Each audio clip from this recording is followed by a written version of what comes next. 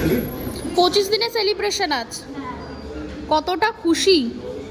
খুব সুন্দর, খুব সুন্দর লাগছে। ক্রিসমাসের সপ্তাহ, তার মধ্যেই কেক কাটিং হয়ে গেল 25 দিনে। বড়দিনের কেকের আগে নিজের ছবির কেক থেকে ভালো অনুভূতি কিছু হতে পারে না। সব থেকে ভালো ব্যাপারটা হচ্ছে যে শীতকাল যখন পড়ছিল নভেম্বরে, তখন ছবিটা হলে আসে। আর এখন জাঁকিয়ে বড়দিনের মেজাজ নিউ ইয়ার সামনে এখনও চলছে হলে।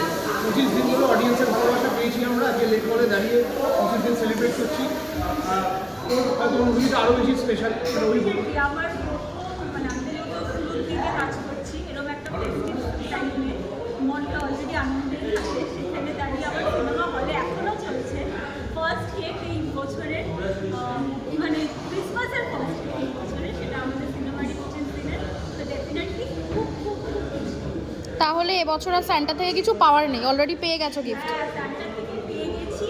আমি স্যান্টা থেকে ডেফিনেটলি নিউ ইয়ারের জন্য চলছি, যাতে হলে সিনেমাটা এখনও শেষ না হয়, কন্টিনিউ করুক নিউ ইয়ার। Thank you.